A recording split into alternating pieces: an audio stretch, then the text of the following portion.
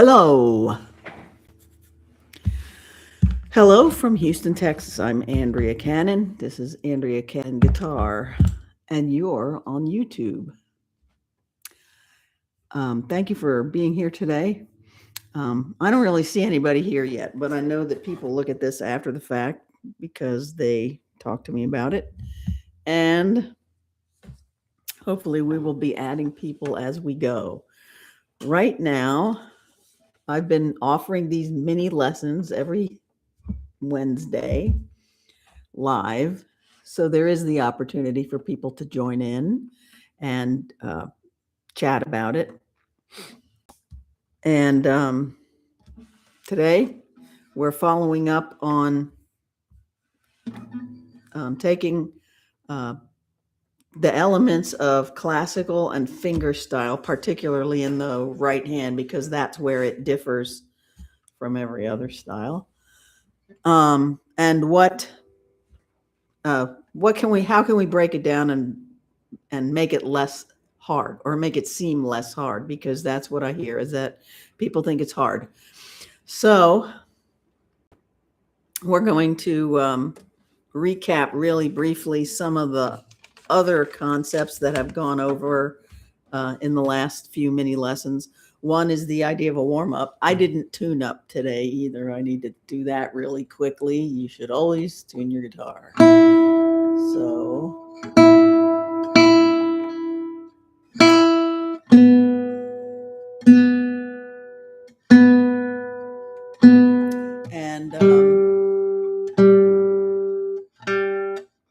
and then we're going to talk about some of the other concepts, like warming up your hands.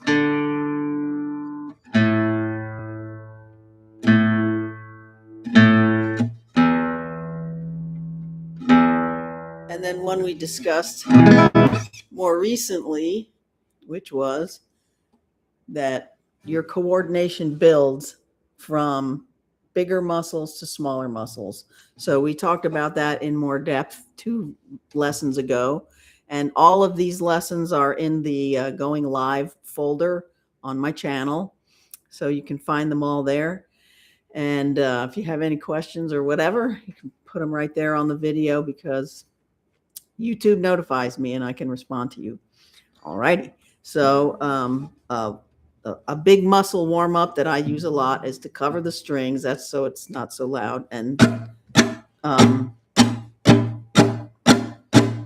push out with all fingers, and then up and down. And we may explore more patterns for that. They're called rasgueados. That's kind of the technical thing we call them. Oh, this is Miles. You can see him in the background, so I know you. If you haven't met Miles yet, that you want to meet him. So here's Miles. And then I'll send him back to lay down on his blankie while we continue to talk. All righty.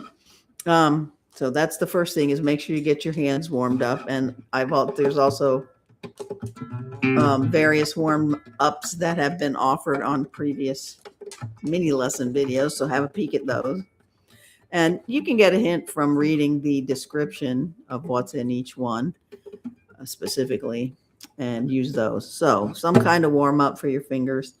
And what we're going to begin today, last week, just to recap, we talked about why does it seem like it's so hard to play fingerstyle guitar. And that is because, obviously, if you have a pick or if you're just doing a strum, it's a little simpler. When you have to get down specifically to fingers and which string you're playing, I mean, everybody goes through this. Oh, I'm not really sure which strings I'm putting my finger. I'm getting mixed up about that. So we're going to take, so go ahead and look at the suggestions in last week's video. Build your coordination and strength, what to play, take just some simple chords, and it goes into a good list of things you can do to make your fingers stronger. And then one of the things it also recommends is playing with a mute, and that's another way to warm your hands up. And I'm just going to this is a polished cloth, I'm going to put it under the strings so you can't hear. And then when you play, your fingers are working against that. And the resistance helps build strength and coordination.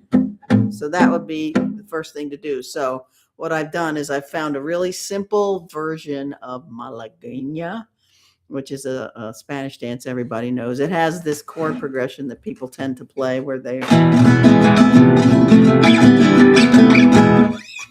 And so that's kind of what makes it famous. So I'm going to mute this off, and we're going to analyze the things you have to do to play this tune. And so today I'm going to give you patterns to practice. I've been keeping these lessons around 15 minutes long, so they are very digestible. And so I hope that helps too.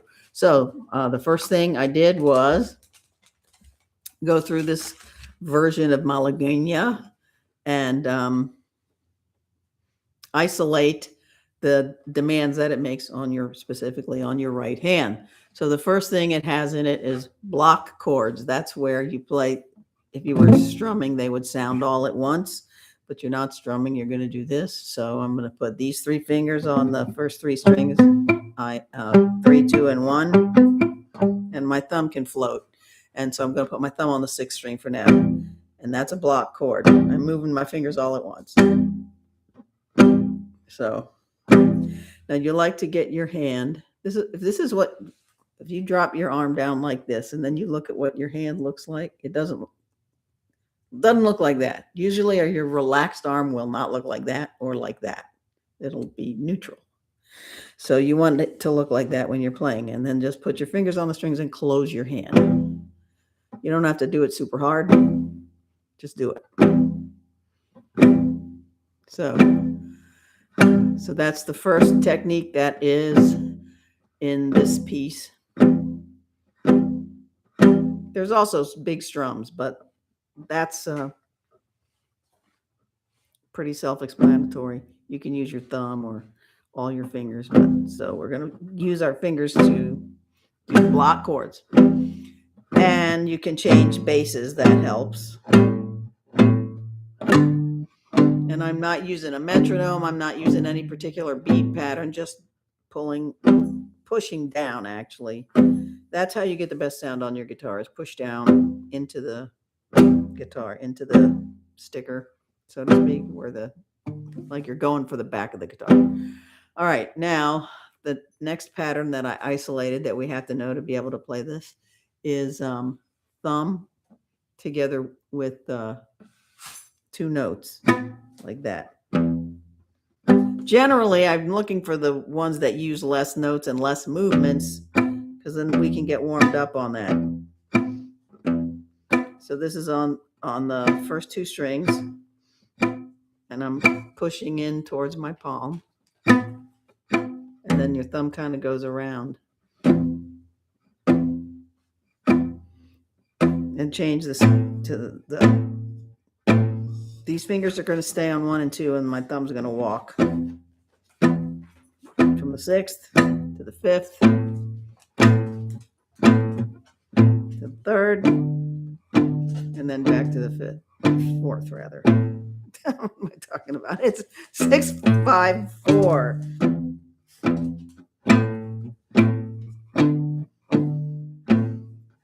Okay, so after we've done these, we'll take the mute out and do it again. And your experience will be, I would really like to hear from you when you try this, let's say when you try it, because when you play with the mute, you've got to give a little more resistance. And, well, it gives you more resistance, so you've got to give a little more strength to it. Okay, then when you play without it, your guitar sounds like you bought a new guitar. It's bigger and louder, and it has a clearer voice. Okay, so that was the first pattern. Second pattern is just the first string. So I'm using just 1 finger on the first string, and I'm pulling it all the way in till it touches here, which is for training purposes, because when you are really playing, you're usually playing faster, and so your fingers don't travel that far. But for now, this is training purposes, so we are going to bring it in that far. Okay, and what we're doing in the bass is traveling from just 1 string.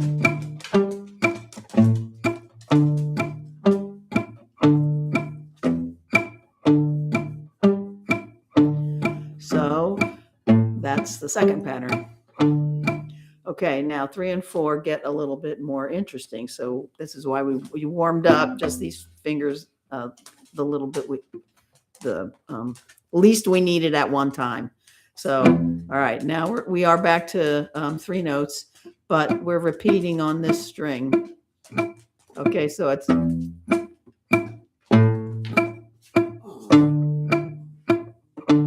you can go to the 3rd string here because we're only playing on the 1st string.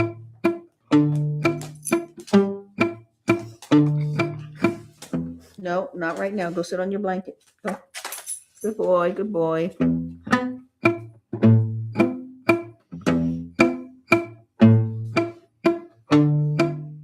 This is a coordination thing. So when you're really playing, you don't want to be thinking about, oh, which string am I on? Oh, no, that sounds wrong. That's what bothers you, right? So we're fixing it now. So you'll be so good at it, it won't be an issue. All right. And then number 4, the 4th pattern is still the thumb the same way, only it's 2 different strings and we're going. Remember the first one we did was these 2 together? Well, now we're breaking it up and it's going this way with a bass note. And you can go to the 3rd string, 4th string with the bass, 6th.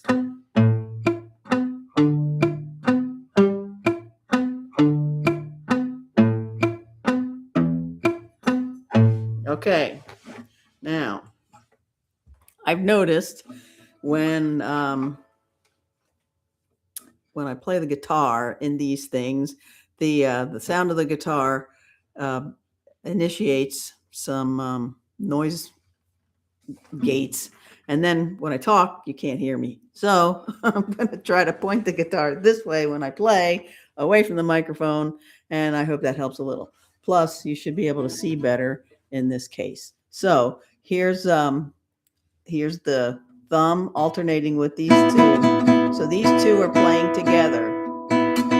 These 2 and 1 string are playing together, and you're walking.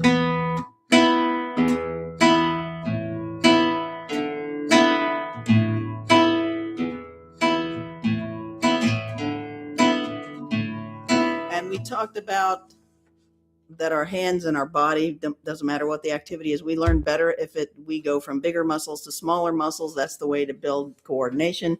So that's why we picked this one, because it uses a bigger muscle group. Okay, now we're going to go down to the second one, which was just 1 string with the moving bass.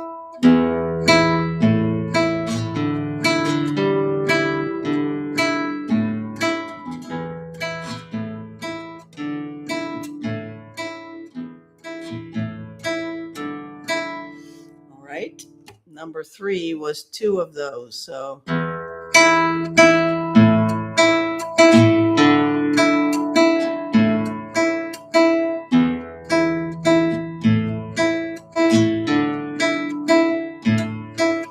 and then number 4 is this reverse pattern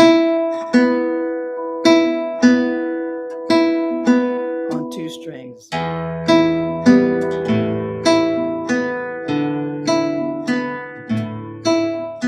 And if any part of it, you get to one of the patterns as you're looking at them and you go, oh, that one looks hard, definitely save it for the end and break it up. So if this one seems hard, then do this first for a while. Then add the thumb.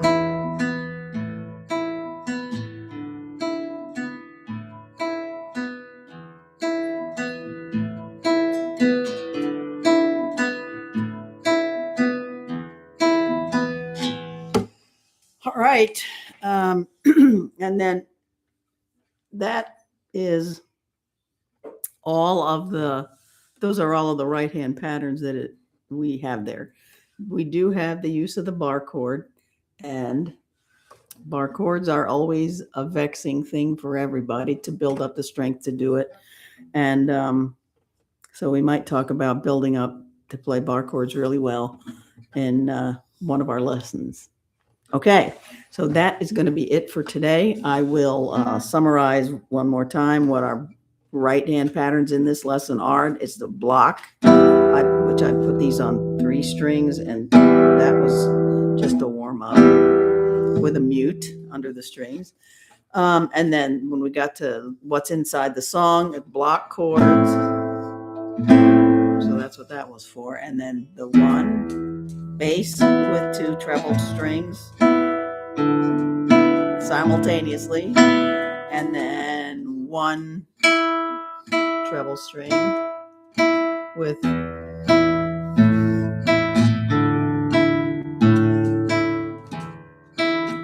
and then 2 of them on the top string,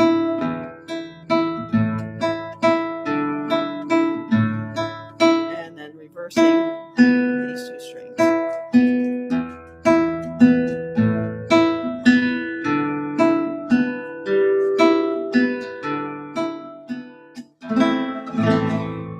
Right. So maybe next week, well, like I said, we might talk about the bar chord element a little more deeply, and then see if we can play the piece. All right. Is that Freddie? Hey, Freddie. Are you ready to play fingerstyle guitar?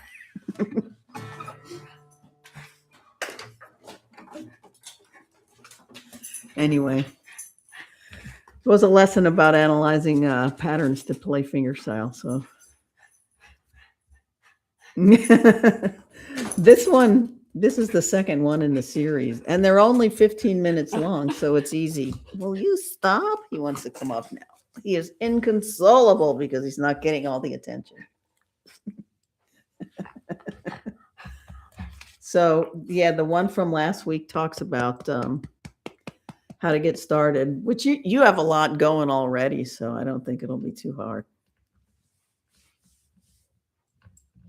All right. So can you say hello to Freddie? And then you can say goodbye to Freddie. Bye, Freddie. Okay. Well, tell everybody on your side of the pond hello from us. And remember, if you have any questions or anything, let me know. Okay. We will, I got to figure out how to sign off at the end of my live lesson. Ah, there it is, I think. So that's edit. No, we're not going to edit. End stream. There it is. Okay, Freddie. See you later. Let me know what you think. Look it over and let me know what you think. Say bye.